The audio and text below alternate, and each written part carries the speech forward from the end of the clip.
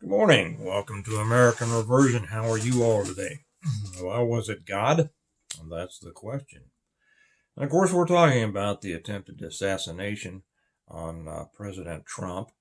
And to what extent was God involved in this? I've seen. Did you watch the um, Republican National Convention last night? Now I'm making this on Wednesday, so we're talking about Tuesday night. I did. I haven't really watched conventions in the past. I haven't cared that much about them. But I am watching them this year. There's a lot of interesting things going on. We are seeing a playbook here, I think, unlike any that we've seen in the past, and that is by Team Trump. He is orchestrating a an integrated, shall we say, integrative uh, battle plan that is complex and complete, in my opinion. I think they're ready for what's coming from the other side, and they are bringing out all the guns. What I found interesting was how many times people who gave speeches last night referred to God and the hand of God, and and also many of the commenters on Fox. I tried to watch a few minutes of the other channels. I can't do it. But how many times people mentioned that they believed that God's hand was was involved in saving Trump from being killed on that? I don't dispute that a bit. I want to get back to that in a second and talk about the situation that we're finding. We're getting more information about the shooter, the situation itself, what happened. Not getting near as much as I'd like, and probably you all feel the same way, but a little bit. Now, about the shooter, we're getting a surprisingly small amount of information about the shooter. You can be sure that by now they know everything about him. And the interesting thing is, why aren't we being told? Or should I say, the interesting question? Well, it's because that they don't have a storyline that they think will work for their opinion. Make no mistake, I'll say it right here. This is, and many agree with me, this was purposeful, not on the part of the shooter only. I mean, yes, it was purposeful on his part. This was a purposeful compromise of the security for President Trump. It was everything that I'm gleaning now, and most of you probably know every bit as much as I do. Maybe you don't have quite the background to get the right slant, but most people, you don't have to have a background in law enforcement to recognize stupidity when you see it, and obvious failure to take the proper precautions. Any normal person would understand that what we saw there uh, can barely be explained away as ineptitude and stupidity. And when you think that doesn't quite fit, then you have to go, well, they probably did it on purpose. I don't doubt that for a minute. I think Bongino said pretty much the same thing. And I can imagine, his disgust, having been Secret Service. I mean, I'm disgusted. I'm disgusted with the fact that a police officer or a deputy sheriff, which I was both, there's a difference there for those who don't know. It's not an important difference. But apparently climbed up to the roof, got a ladder, climbed up on the roof, peeking over to find out where the shooter was after a whole bunch of just normal citizens who weren't responsible, for the security, had to point out and yell for a minute and a half. Hey, there's a guy on the roof with a gun. And so now our clueless law enforcement goes, oh, really? Let's go find a ladder and see if we can go up there. So apparently, a deputy, that's what I'm hearing, climbed up the ladder, peeked over the side of the building, and saw the shooter. Okay. And then the shooter turned, this kid, whatever his name is, I don't care what his name is, Crooks, yeah, turned, pointed a rifle at him, and the officer bailed. And his sheriff said, well, that's exactly right. He did the right thing. I would have done the same thing. Well, back in the day when I used foul language, I had a word for that. Many of you can probably imagine what that word is, but that was, shall we say, unacceptable. How about cowardly? Yeah, a lot of people will get on me about that. Well, you weren't there. You can't say. You can't do that. They said the same thing when I came right out and called the Uvalde people cowards. They said the same thing when I came out and called that guy. Remember, what was that, Parkland, where the deputy showed up, 5 minutes before everybody else and refused to go in the building while active shooter was taking out the kids? Yeah. We have a big problem in law enforcement now. I'll just say that right out. And it is by no means every person in law enforcement. Now, none of this, I don't think any of this would have happened back when I was on. I'll be real honest. We have seen the degradation of the law enforcement just like we've seen the degradation of the military. And a lot of it has to do, it's not just the most recent DEI, although a lot of it, I mean, it's affirmative action in some cases, but in some cases, it's just a matter of different kind of people going into the field. And as after 9/11, I've said this before, I'm not going to spend a lot of time on this. Back in my day, people went in because they wanted to help, they wanted to serve their communities. That most of us had banged around on the street. We knew what the job was, and society didn't particularly hold us up as heroes at all. Society, when I went on, they were calling us pigs and everything like that. People hated us. You went in to do the job because for any number of reasons, I'm not going to get into it. After 9/11, now everybody that puts on a uniform is a hero. And so it's attracted a lot of people to law enforcement that wouldn't have been attracted before they were going to be called a hero just by putting on the suit. And so it's become more of a, to where they thought, it's kind of like that movie that Sylvester Stallone was in. Well, we're law enforcement. We're not trained to deal with that kind of violence. And certainly this is not everybody. I know a lot of fine law enforcement that are still in.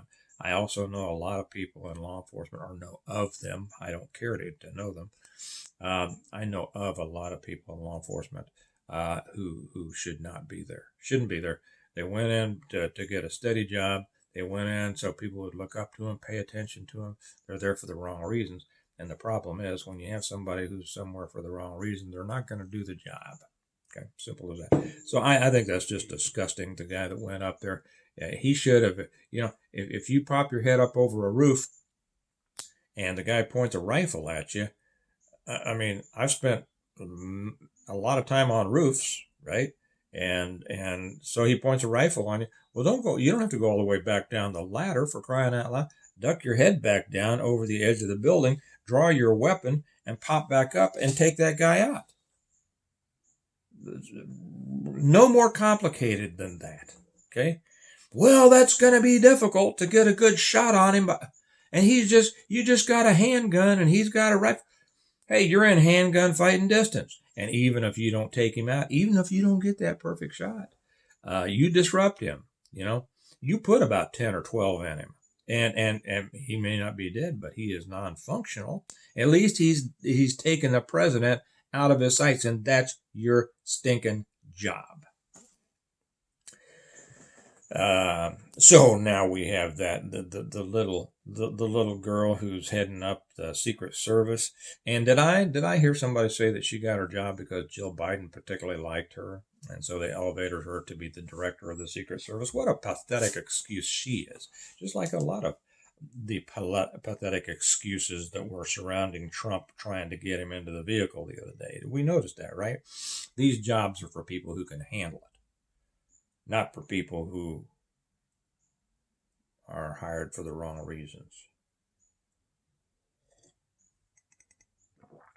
And she says, well, we didn't put anybody up there because it was a sloped roof. My kids run all over roofs that are a lot more sloped than that, but Secret Service can't do it. And I'm not talking about the guys. I mean, I'm sure they would have been more than happy to do it. The counter sniper teams were on a roof that was steeper slope than that. But I'm talking about, the problem upstairs, the director. It was a slope roof. They're looking for every single excuse they can get. And now I hear well, now they're saying, well, that was for the locals. The locals were supposed to cover that. Another nice slice of the bull, pie. So the locals, and so now we're getting all sorts of different stories.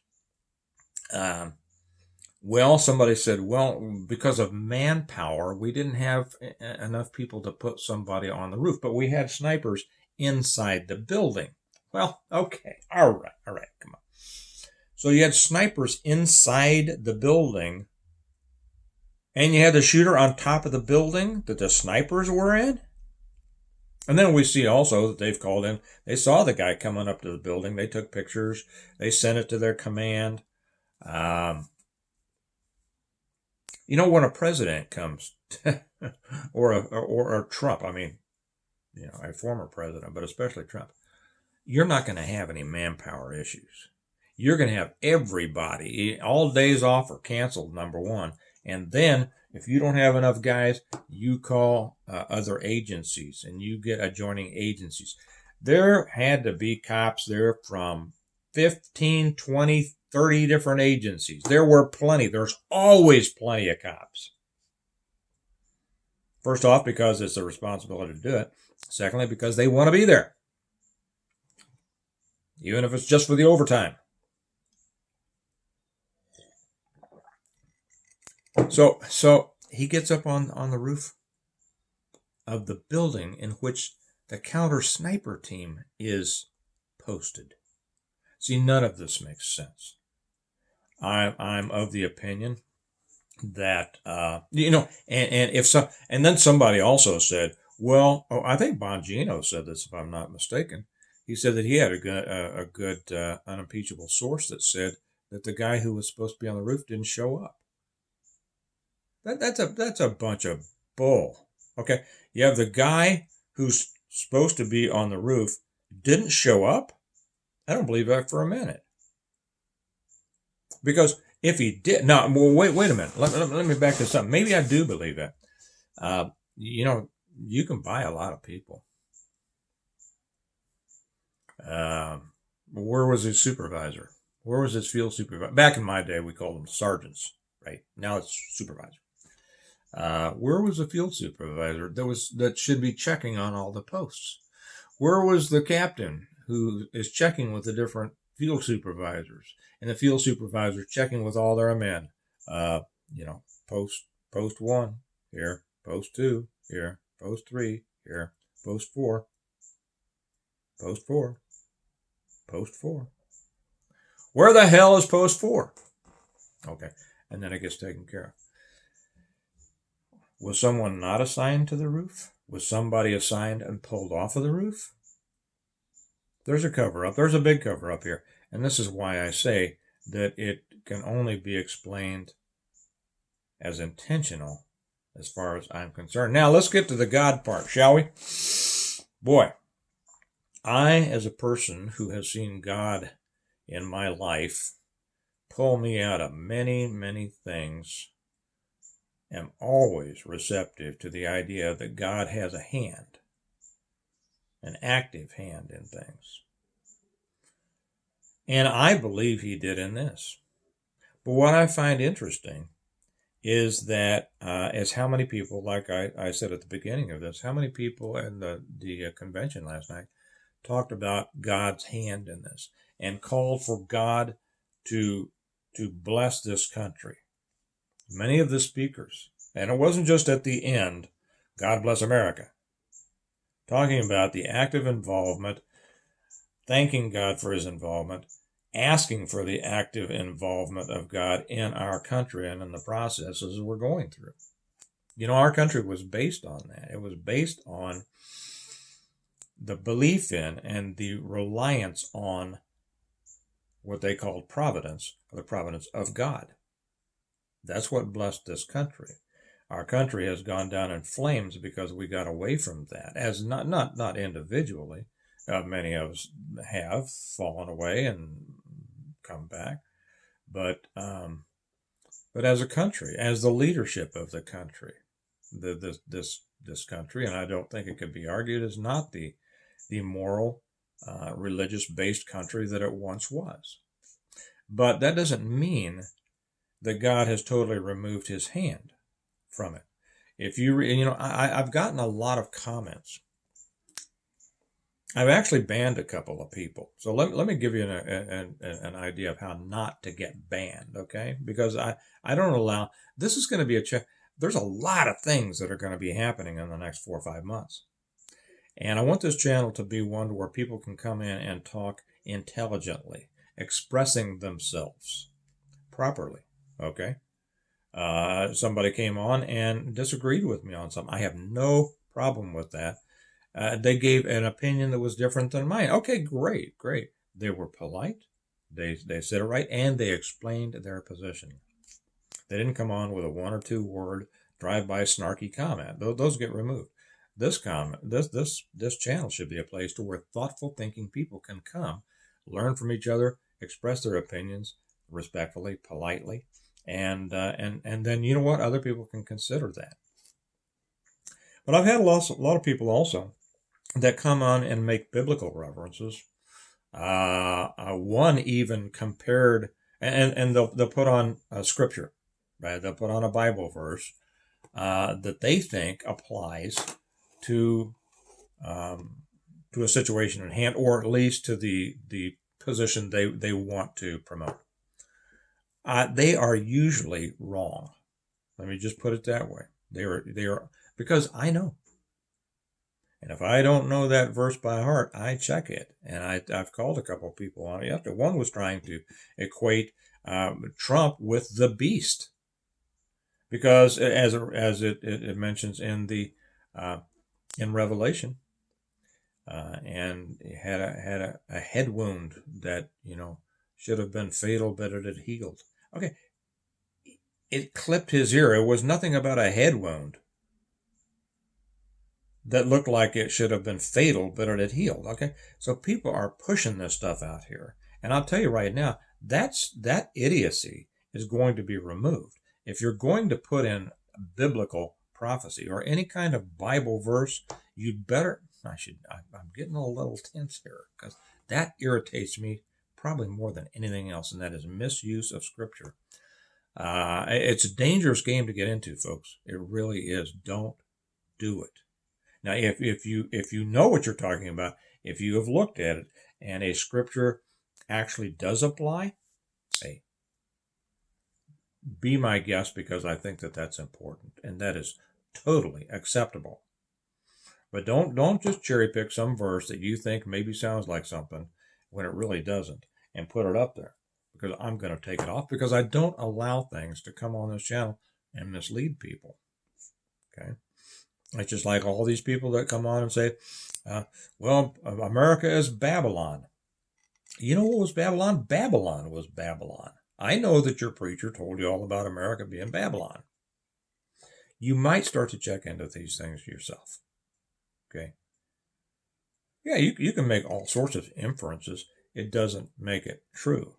And there's also another way to say it. You can say, well, I wonder, because somebody was saying that this is kind of, America is like Babylon. Yes, I've read all the passages. You can make the case that America appears like Babylon. I can make a better case that Babylon appeared like Babylon. You see what I mean?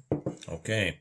Yeah, was God's hand in this? I think I won't say that I'm sure it was, because I don't claim to know the mind of God. I see the evidence of His workings every day in my life and in the world. But it has all the marks. Those of you who have seen God work miraculously in your life, you know that the way He works is beyond the way you would have worked, right?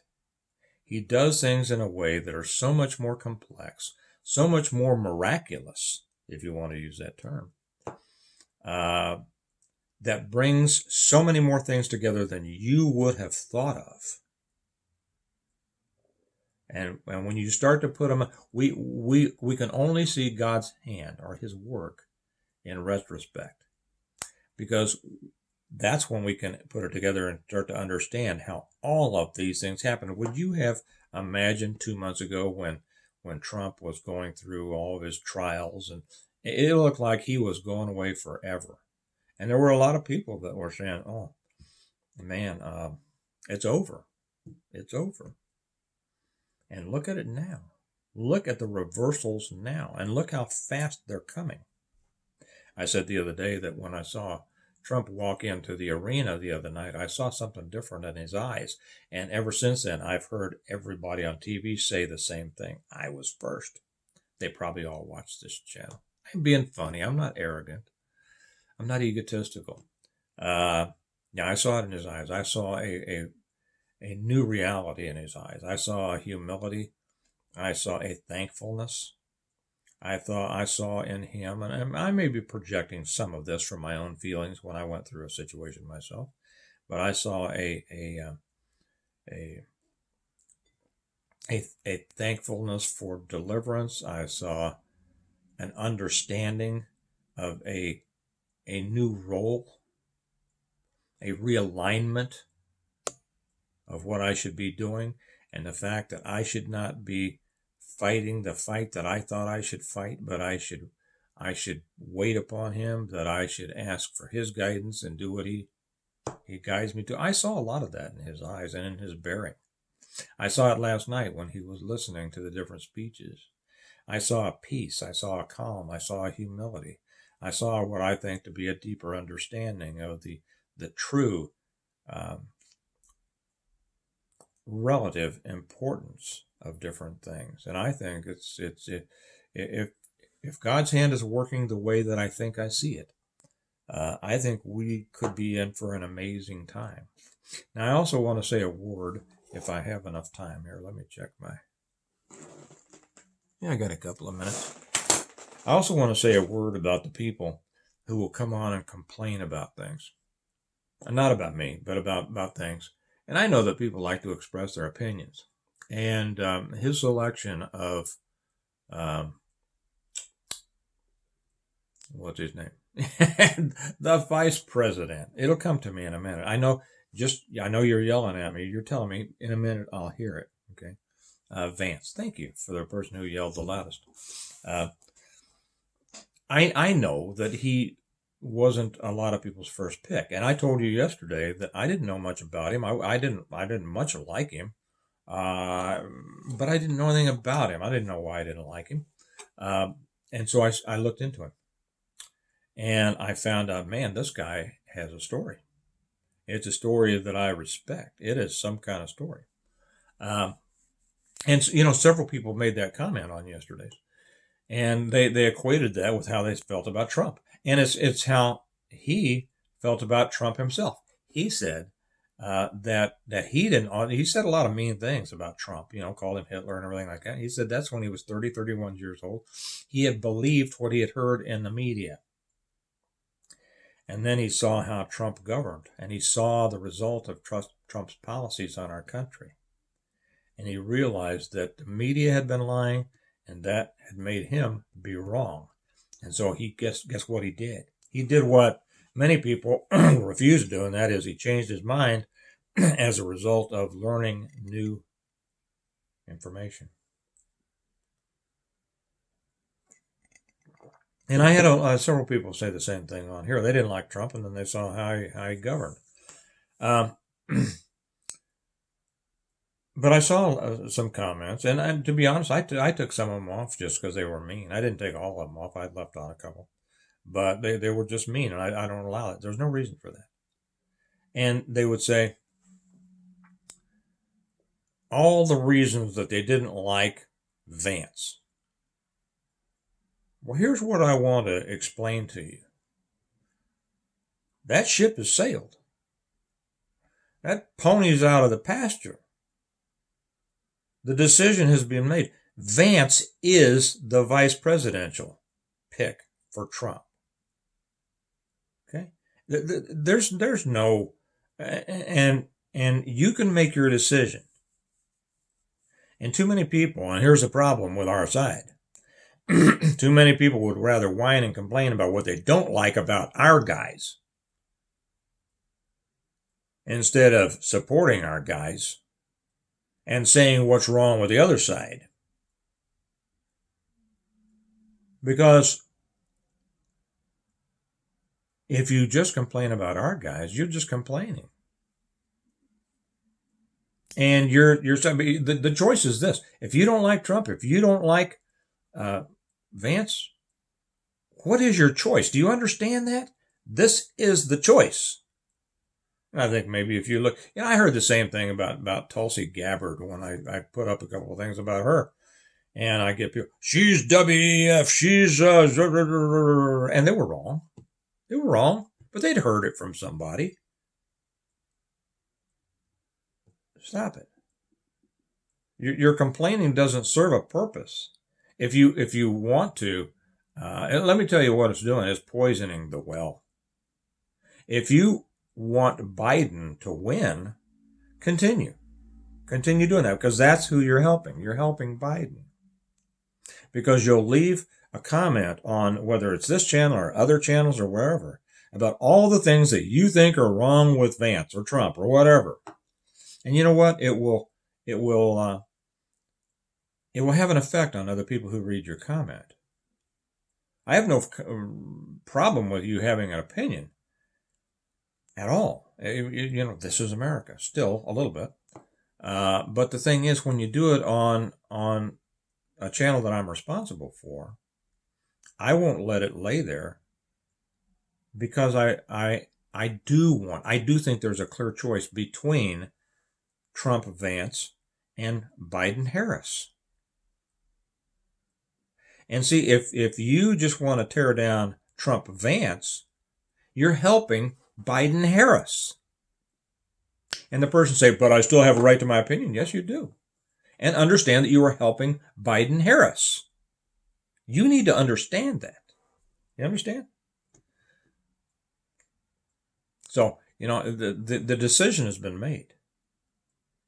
And my purpose here, as I've always said, I want an American reversion. I want whatever happens that has the best chance of returning America back to what it used to be and was supposed to be.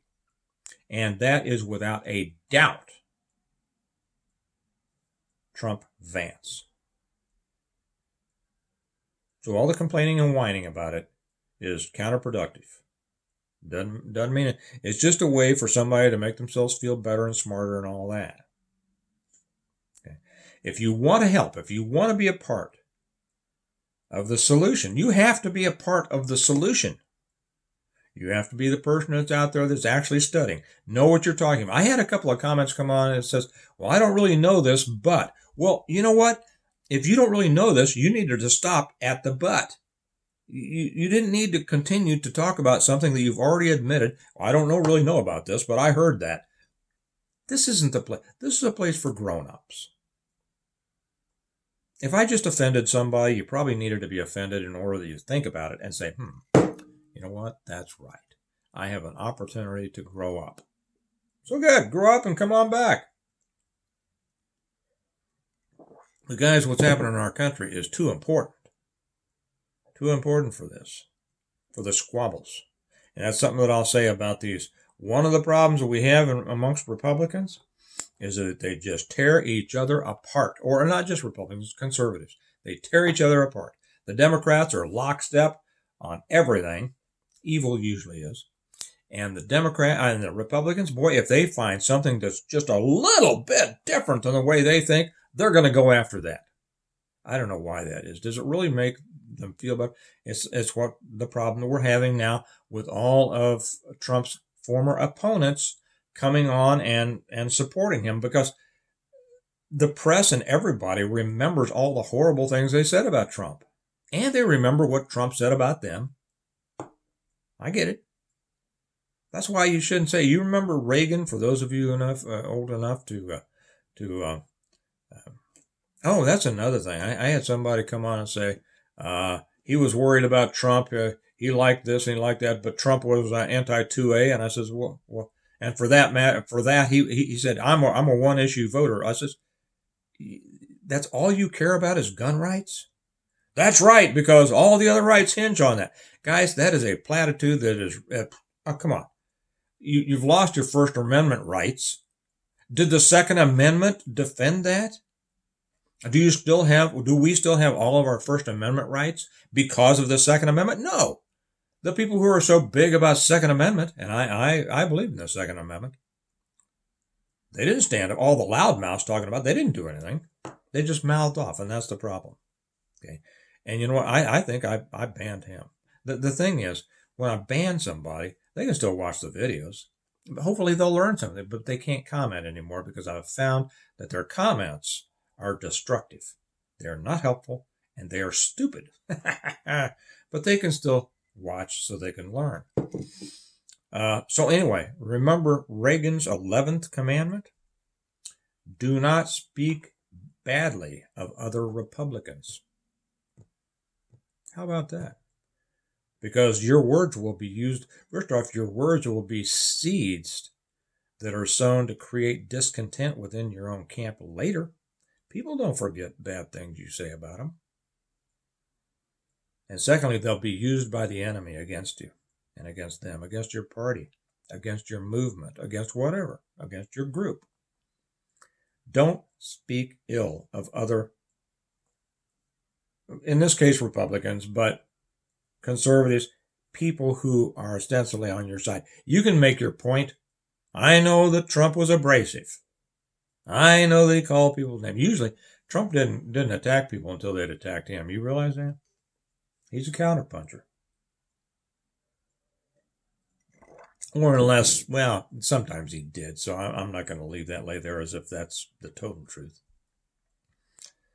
But we could just keep that in mind.